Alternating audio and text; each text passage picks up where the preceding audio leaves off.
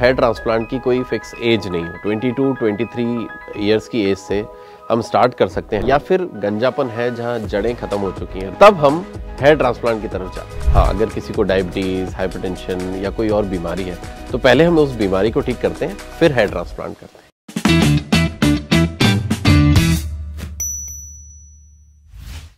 Hello everyone, I am Dr. Navneet Haror, consultant dermatologist and aesthetic surgeon. I am a founder and director of chain of skin clinics by the name of Dr. Haror's Wellness. आज हम बात करेंगे hair transplant के बारे में, क्योंकि बहुत commonly hair transplant से रिलेटेड क्वेश्चंस पूछे जाते हैं। मेरे पेशेंट्स मुझसे ऑलमोस्ट दिन में 50 different types of hair transplant के क्वेश्चंस पूछते हैं, तो वो सारे सवालों को आज हम एड्रेस करेंगे। पहले हम बात करते हैं हेयर ट्रांसप्लांट किस एज में हो सकता है या किन लोगों को हेयर ट्रांसप्लांट कराने की ज़रूरत पड़ सकती है। तो सबसे पहले तो हेयर ट्रांसप्लांट की कोई फिक्स एज नहीं होती। हाँ, 22-23 इयर्स की एज से हम स्टार्ट कर सकते हैं हेयर ट्रांसप्लांट, और ये किसी भी एज में हो सकता है depending on the fitness of the patient, fitness of the individual.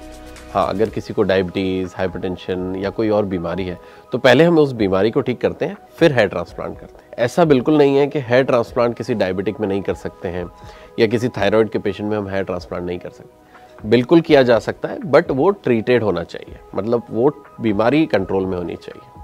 कई बार कई लोग मुझसे पूछते हैं कि डॉक्टर साहब हमें बीपी का प्रॉब्लम है, क्या हम हेयर ट्रांसप्लांट करवा सकते हैं? तो हाँ, हेयर ट्रांसप्लांट हो सकता है, बट बीपी कंट्रोल में होना चाहिए। तो अब हम बात करते हैं एज की। तो एज किसी में भी हो सकता है, डिपेंडिंग कितना बॉल्डनेस है, कितना गंजापन है। कुछ लोगों को सिर्फ आगे का गंजापन होता है, जैसे साइड्स या फ्रंटल एरिया, तो उसमें थोड़े से ही ग्राफ्ट्स का रिक्वायरमेंट होता है। बट हम ट्राई करते हैं कि अगर किसी को बाल पतले हो रहे हैं या वीक हो रहे हैं तो पहले हम रिस्टोरेटिव थेरेपीज़ जैसे कि पीआरपी, जीएफसी या और कई थेरेपीज़ होती हैं, या फिर मेडिसिन्स, कुछ मल्टीविटामिन्स, माइक्रोन्यूट्रिएंट्स और लोशंस की मदद से हम हेयर को या बालों को ठीक करते हैं। अगर तब भी हमें लगता है नहीं हो रहा है, तब हम रिस्टोरेटिव थेरेपीज़ पे जाते हैं। अगर तब भी हमें लगता है बॉल्डनेस है या फिर गंजापन है जहाँ जड़ें खत्म हो चुकी हैं, रूट्स खत्म हो चुकी हैं, तब हम हेयर ट्रांसप्लांट की तरफ जाते हैं। हेयर ट्रांसप्लांट शुरू में अगर छोटा एरिया है तो हो सकता है एक ही दिन में हो जाएगा। अगर एरिया काफ़ी बड़ा है, यानी कि गंजापन काफ़ी बड़ा है, आगे से लेके पीछे तक है गंजापन, तो मल्टीपल सेटिंग्स लग सकती हैं। तो हेयर ट्रांसप्लांट के लिए हमेशा आपको अपने डर्मेटोलॉजिस्ट से पहले मिलना है। उनके साथ आपको अपने हेयर ट्रांसप्लांट को प्लान करना है कि कितना रिक्वायरमेंट है, कितने ग्राफ्ट्स लगेंगे, कैसे हेयरलाइन डिज़ाइनिंग होगी, कितना वो नेचुरल लगेगा, कितना उसमें डेंसिटी आएगी, कितना एंगल, डेंसिटी, डायरेक्शन सब कुछ ठीक होगा। वो सारी प्लानिंग आप अपने डर्मेटोलॉजिस्ट से डिस्कस करें।